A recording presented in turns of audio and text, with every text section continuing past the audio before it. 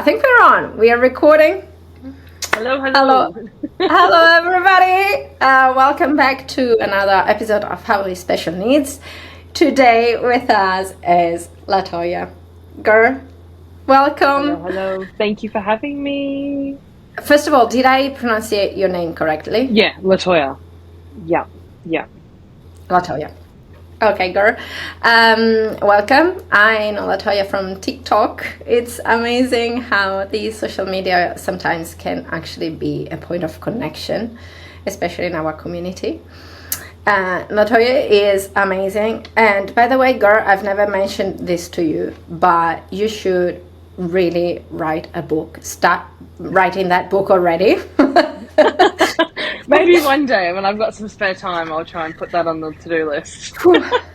No, it's beautiful because on TikTok the approach is more videos, is more visual, but I read you on Facebook because you have also the Facebook page, and it really, those words, your use of words, your use of images to get to the core, to the heart of the issue, and transport the reader in your life, yours and Luna's life, is it's amazing. So consider it. It's no, actually not consider it. It's not an option. You have to write a book. Well, that's where it all began. Facebook was where it all began. That's where I first ever started sharing Luna's journey. Like, I wasn't TikTok, it wasn't Instagram. I only just started the Instagram page up, but Facebook is where it all began.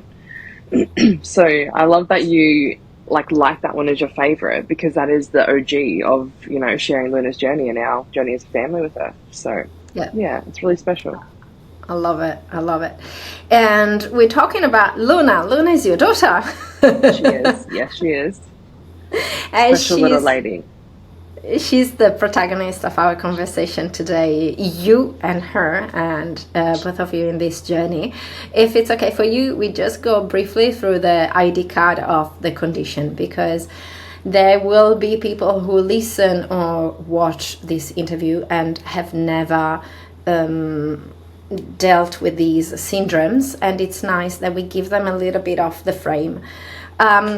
What is the medical condition we're talking about today? So Luna has Kleefstra Syndrome. That's Kleefstra. Kleefstra Syndrome. It was actually found by a Dutch doctor back in 2010, and it was known of different conditions beforehand. It was called the 9q deletion or microdeletion syndrome. And then, back in 2010, Dr. Kleefstra was studying it, and it was named after her. So, yeah. Okay. It's very recent, 2010. So it doesn't even have a driver license yet. No, it doesn't. No, it's still very new, lots of learning to do. We are lucky. There's obviously a little bit of information out there. Lots of negative stuff usually, because that's usually what you get given at the beginning. But yeah, there's more than, I think, some conditions, which we're very lucky and grateful for, because there's a lot of conditions that have nothing about them. So does it have any nickname, the condition per se? No. So a lot of us will just call it KS, like just abbreviate, obviously remove the Kleefstra syndrome and just write KS, because obviously it's quite long and a bit of tongue twister. So when, like, you know, say if in the community, we'll just be like, oh, my KS daughter, like stuff like that, instead of writing the whole, you know. Yeah.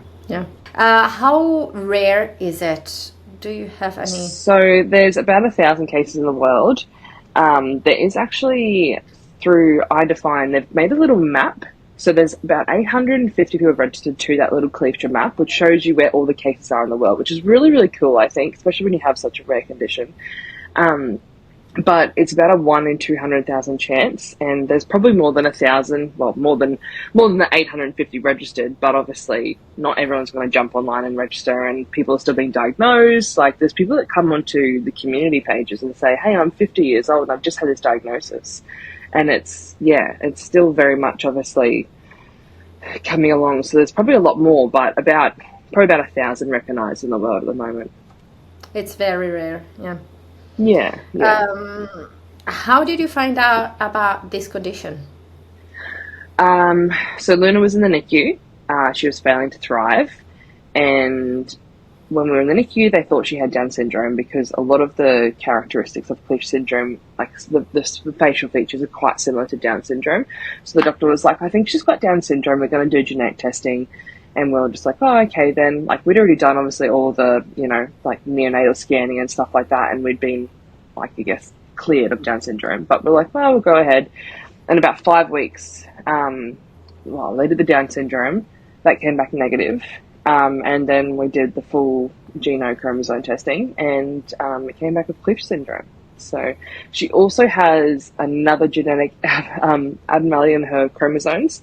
So she also has a partial trisomy 12, because what has happened is her deletion on chromosome 9, which is Kleefstra syndrome, has actually shifted to 12 and almost caused a partial trisomy. So she's got a bit going on. Yeah. So it's chromosomal. It's genetic. Like it doesn't. So it's chromosome. So the chromosome 9 is affected in the chromosome 12 with her two chromosome abnormalities, but it's de novo. So me and my partner did the genetic testing as well, just to see if we were carriers or anything like that, and we weren't. So it's known as de novo, which is essentially just like a freak accident. Like, it just happened. She didn't all align like a typical human when she was in the womb. So yeah. Yeah, welcome. We are in the club of the lottery ticket. Like, keeps life interesting, doesn't it? Yeah.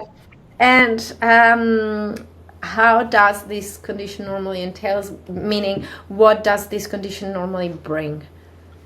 Okay, so I've got a little printout because there's lots and lots. It's a very complex condition. So I'm just going to read the little printout because that's going to be easier.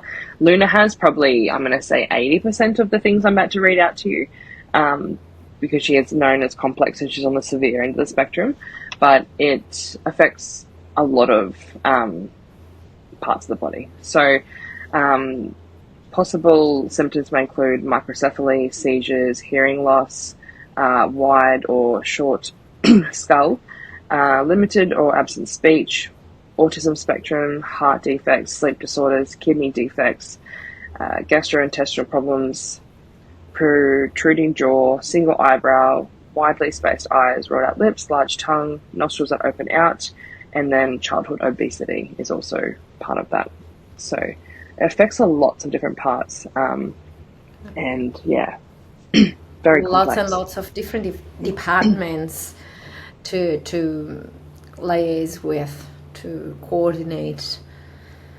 Very, very, very, very intense, very complex. Now, talking about your journey, you said this condition is impacting your child 80%, around 80% of this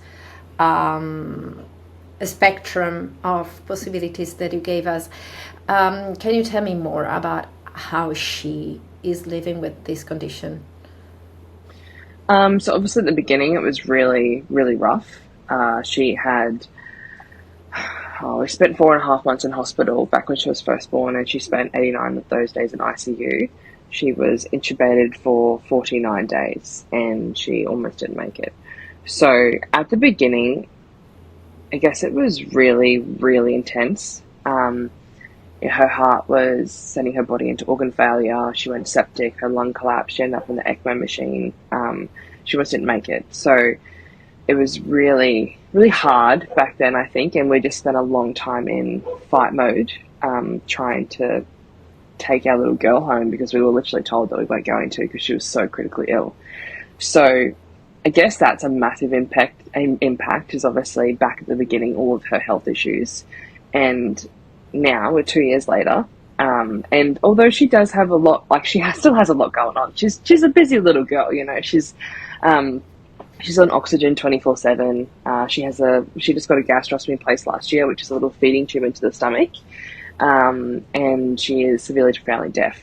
she still has quite bad hypertonia, so she's just starting to learn to sort of sit up now unassisted for short periods of time, and we're starting to look into like AFOs and, you know, assisted technology to help her stand and stuff like that, because she just still has those weak muscle tone in her legs and like lower body.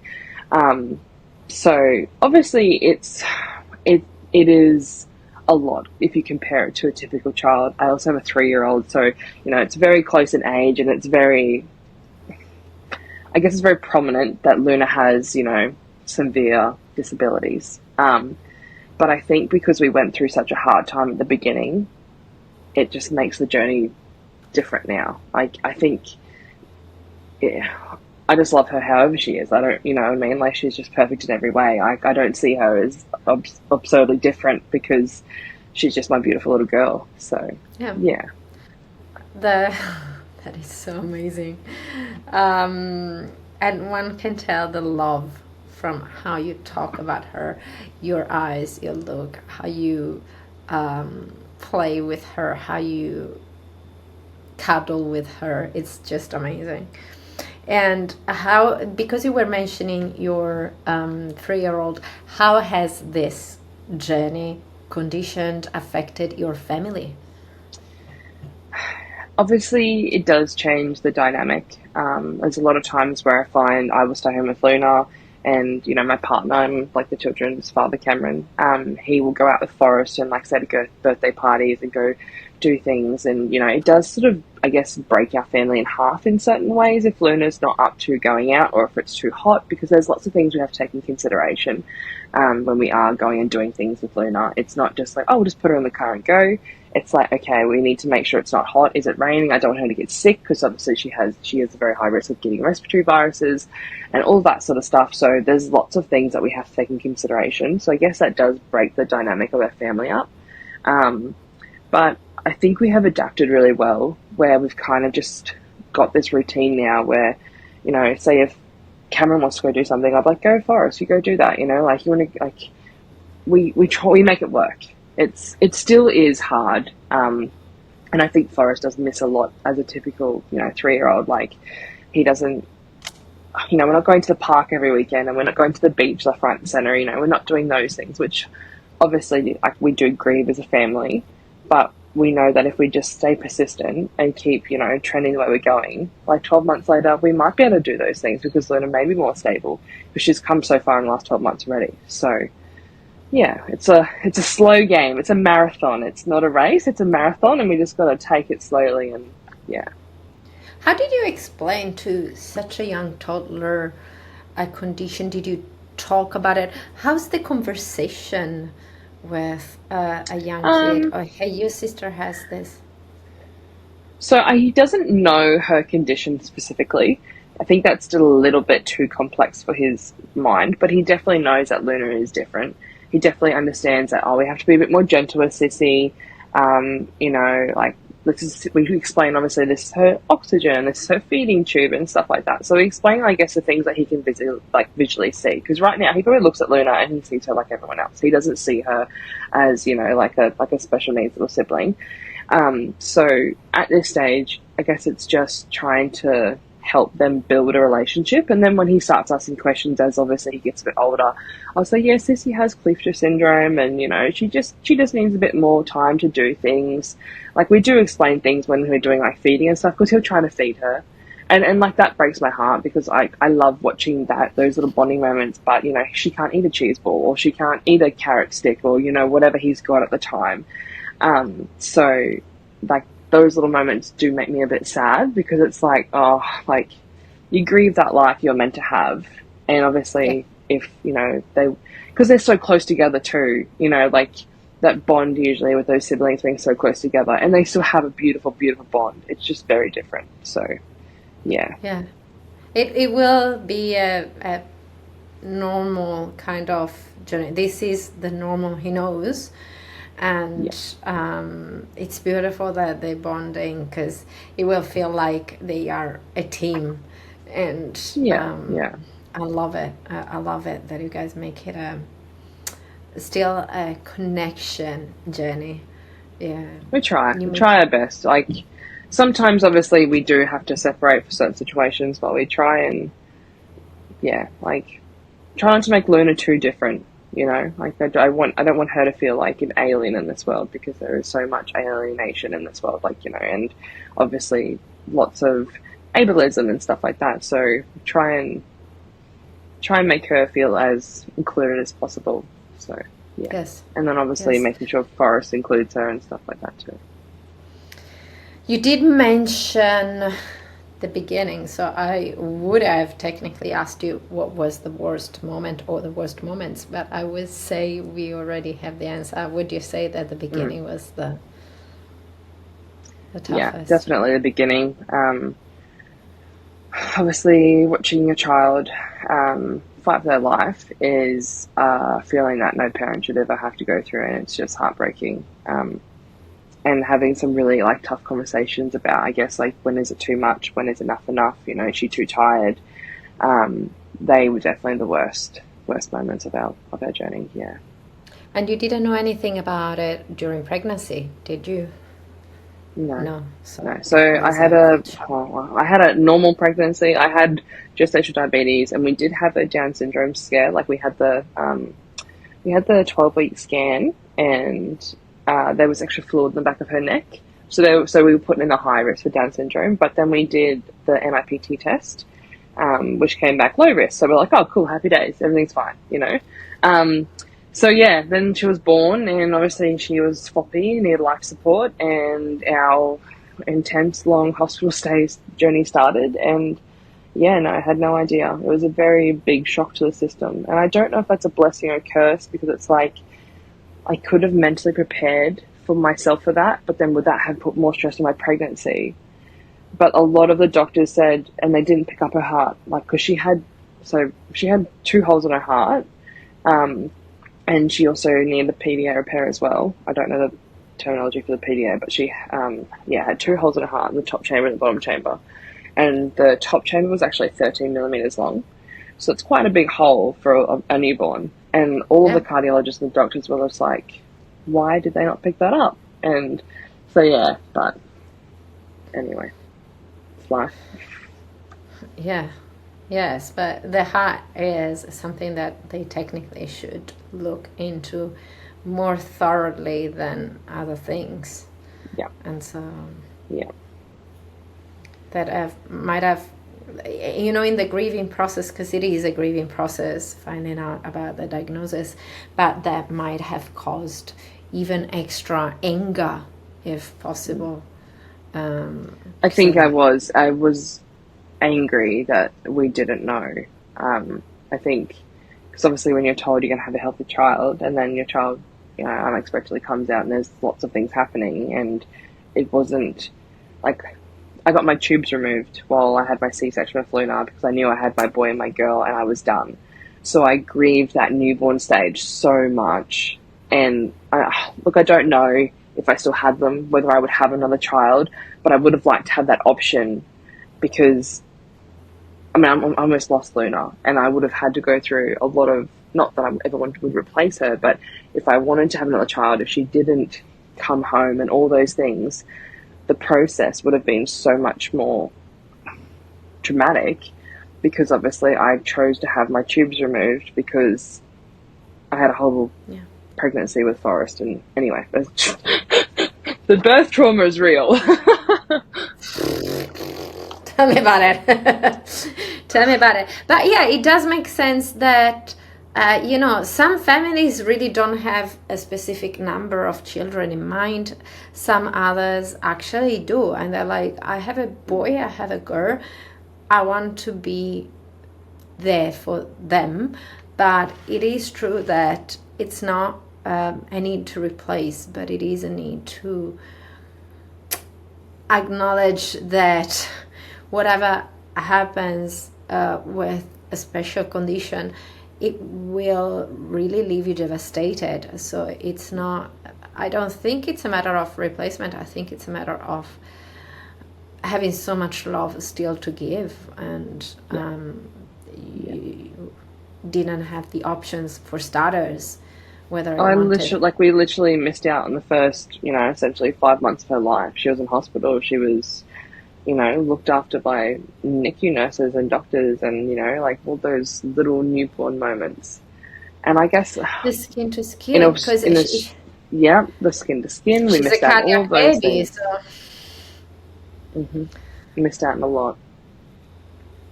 so many months. And Mm. um, how, what are the best moments? I think the best moment is, okay, so it's going to start with like a bad moment, but the reason I will explain why it's the best moment.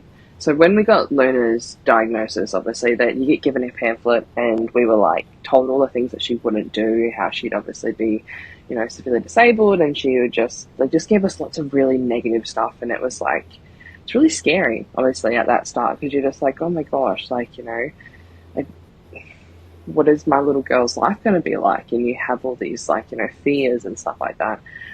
And although Luna is not, obviously she has delays and she is developmentally delayed, she is the happiest little girl. She giggles, she laughs, she's just a ball of happiness. She is a pleasure to be around. She's not a screaming child. She's not an angry child. She is just an absolute joy to be around. And she is just so, like, she's just beautiful, you know. I just love her to pieces. Like, she's so gorgeous. And I just love watching her prove the doctors wrong. And I don't mean that like in like a, you know, like an ill wish intent, but it's just such a good feeling as a parent to know that this piece of paper they gave me and all this negative input they gave me is just bullshit. And, you know, like yeah. Like, you know what? My daughter is going to rewrite your book. Yeah, so I think that's definitely one of the best, like the best moments. Obviously, there's lots of them, and just her being alive is definitely one of the biggest ones. But I think watching her improve, obviously, and just do the things that they told her she wouldn't is just such a fulfilling moment for my mama heart, because it's just like, that's right, you know. So yeah. And especially because, to be honest, you guys have such a rare condition to deal with. So it is true that you are not the only family who were given that pamphlet. So there will be in the future other families that are given that pamphlet, and there's limited data because there's limited population to deal with for starters. And not all of them have been counted in statistics just yet. So the numbers are small, and many people maybe don't want to talk about their situation. And so having voices like yours who are willing to share how you and Luna, she's rewriting her story to prove the doctors wrong, to prove that there is joy, there's love, there's hope, there's a lot of efforts, but there are also results. It's incredibly important, because maybe that pamphlet will get slightly changed because of Luna. I hope so. Yeah, she will make a great impact. And how is it, how does it feel in sharing her journey with others? Because you will find for sure people that are like, I've never heard about this condition. So I literally, doctors say it to me, you know, like 9 times out of 10, like, I think there's only been 1 or 2 doctors that are like, oh yeah, Kleefstra Syndrome. Like, you know, a lot of doctors don't even know about it. So it's it's a rare condition. So, I personally love talking about Luna and her condition. I could talk about it all day. Like, you know, give me a microphone, I'll stand there and I'll just talk about it the whole time. Like, so okay, I'll go have some lunch, you stay. I'm kidding. So yeah, like, no, I find it very, I find it very empowering, and it's really changed my, I guess, vision as a special needs parent, because I think, you know, let's say 10 years ago, we were meant to put our children in boxes and not talk about it. We weren't meant to, you know, like, they were different from the world. So we were meant to hide them away. And, you know, and I guess that was partially, a lot of people do that to protect their children, and I respect that entirely. But I think the people who have the strength to stand up and obviously advocate for their child and create awareness and share their journey, it's just going to help our future generation have some sort of, outlook. Like, I've had people message me and say, I just got a diagnosis of Kleefstra Syndrome, and finding your page has given me hope.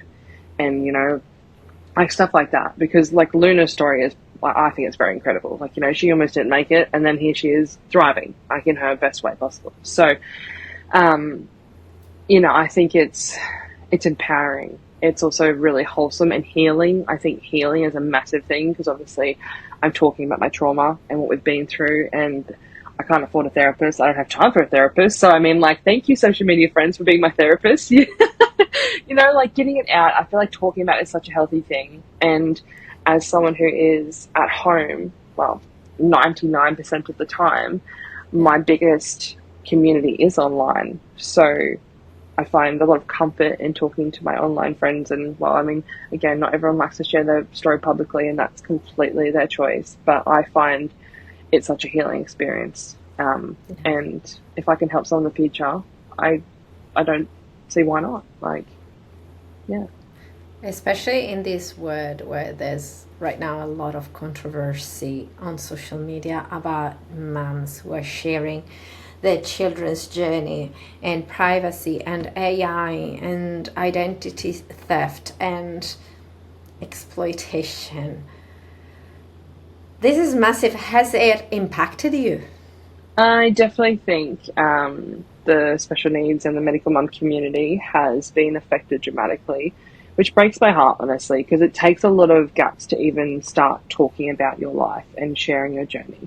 And there's obviously a lot of feedback saying that we are exploiting our children for financial gain or whatever they think it is. And in Australia, I know as, I guess, a micro content creator, I have not earned. I mean, okay, maybe I've gone live a couple of times, and I've maybe in 2 years got $10 worth of gifts, and that's not me asking for anything. People, just like, What money? I don't know. TikTok doesn't even pay content creators. If I find it, I'll tell you. If I find the money, I'll tell you, because apparently it's here somewhere. I'll just keep looking. So yeah, I think it's sad that obviously one person has kind of just really put a spanner in the works and made a really nasty environment. And again, I obviously respect everyone's opinion, and if you don't want to share your journey online, that's so fine.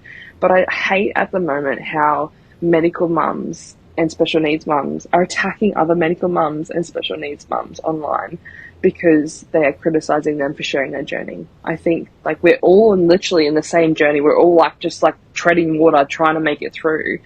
And I just think it's really nasty and toxic, and I just think it's heartbreaking, because we should be coming together right now and like helping each other and supporting each other, not tearing each other down. So, especially because the element of guilt is something that belongs to a mom's journey anyway. But tell me if I'm wrong, but personally I find that being told your child has a syndrome is a whole new level of sense of guilt, because it does leave you completely powerless with that very small question mark that will go on for ages. That is, maybe you did something during pregnancy, maybe you are not aware, maybe you caused your daughter's condition. Yeah. We are already living with enough guilt. We already question ourselves every single day. Am I giving her the right dose of medications? Am I reading her signals? Is something happening in her body and I should escalate and I'm not seeing it? What if I'm not doing enough early intervention? What if I'm... The guilt in our constantly is real. Yeah. There is really no need to bring up things that at the end of the day are really personal preference, as you say.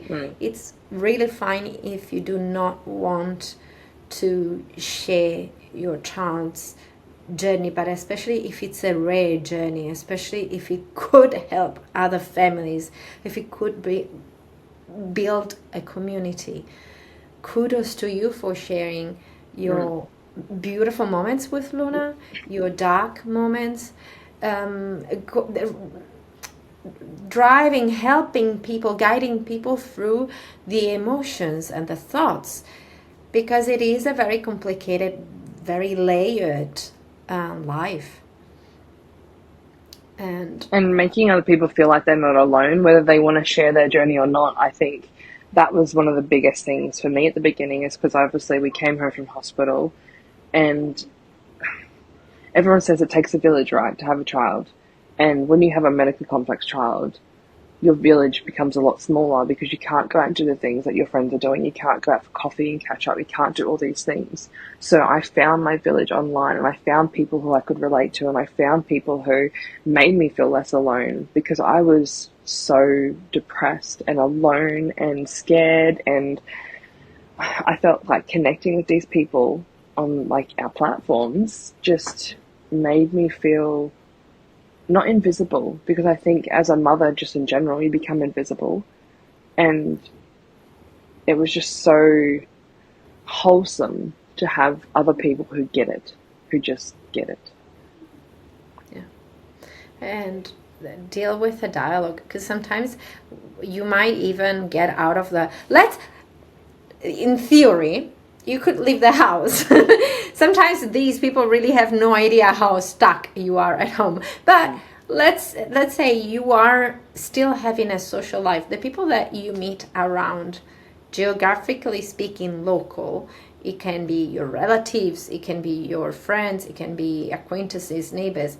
Sometimes the people that you have around are not really living the dialogue and bringing up conversations that are actually helpful. So you actually have to select, right, among the people that you have around.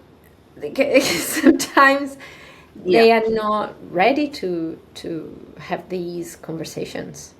And I also think it can be quite overwhelming for some people as well. Like, and I think, I mean, I don't know from personal experience, but I think if your friend has a child who has lots of medical conditions, you can almost feel guilt because you have healthy children and your friend has these. And I have found people have distanced themselves from me, and I don't understand why. But I think it's because it's hard to see a sick kid in real life. But that is our reality. Unfortunately, that is our reality. We live and breathe it every day. So for us, it's normal. It's not like, they're not like this alien creature living in our house. They're just a little human being just living and breathing.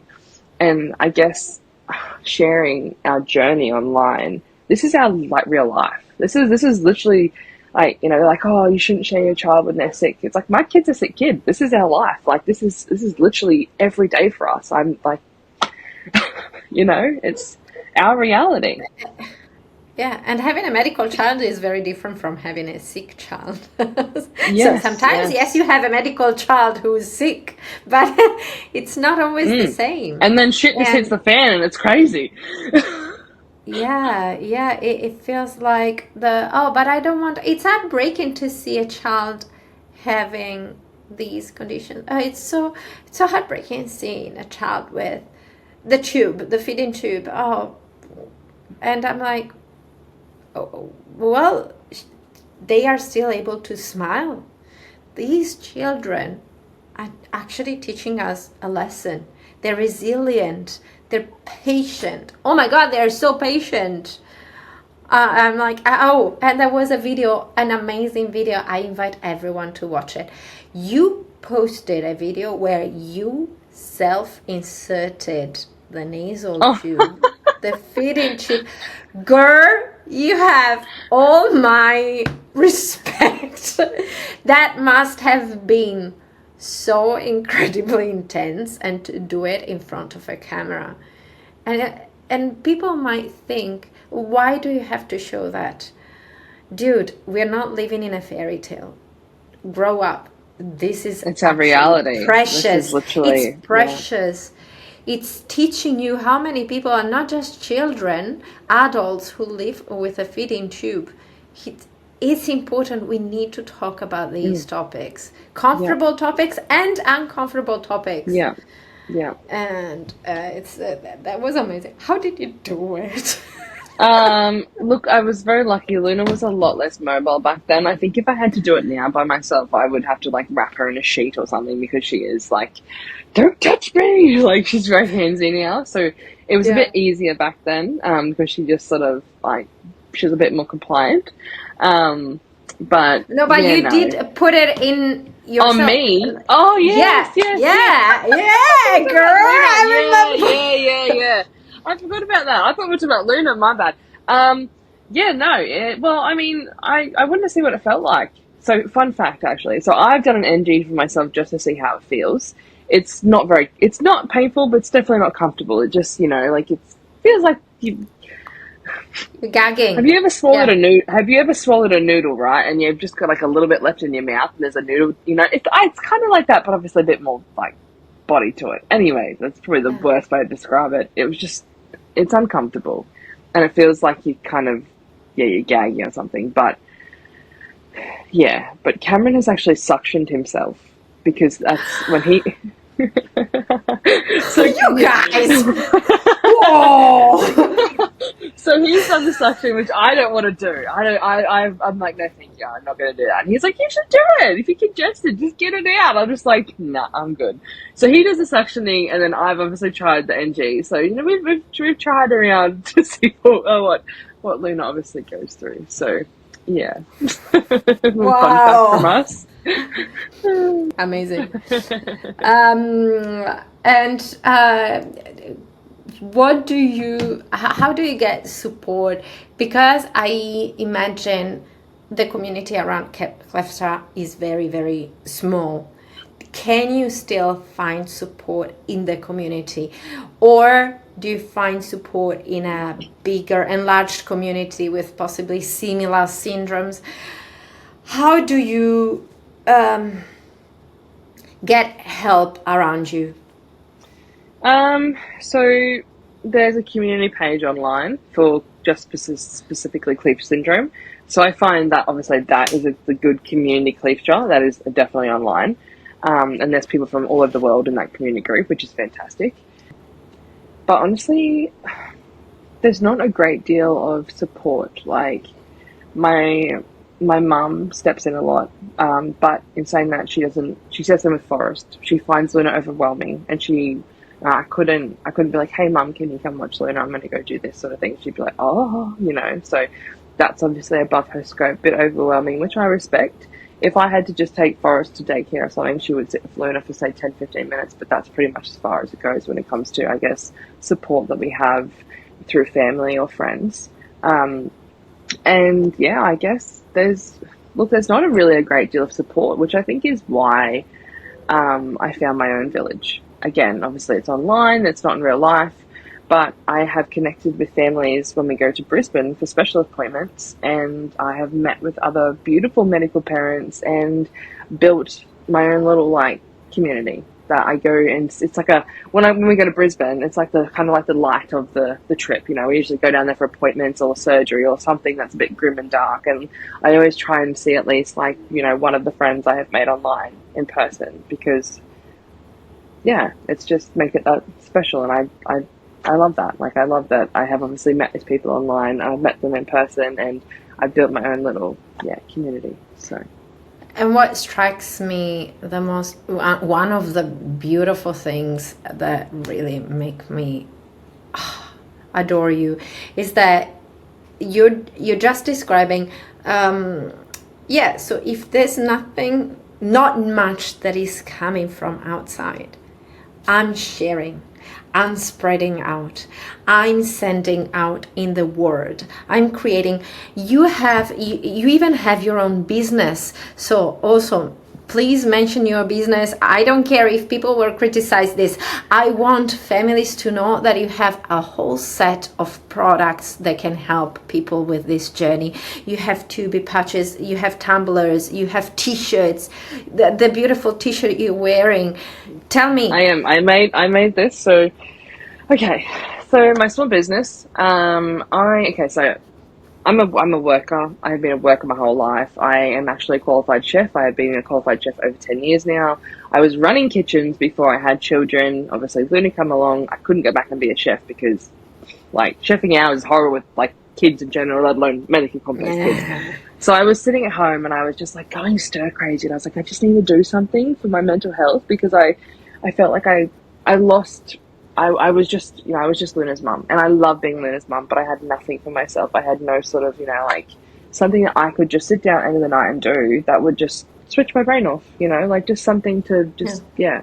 So, I started my little business and I make medical and disability inspired products, whether that be, like you said, tumblers, shirts, chibi tapes, all sorts of different things. But I try and create awareness for conditions because there really isn't a lot out there. And I've had backlash where people have said that I'm using people's conditions and disabilities to gain profit.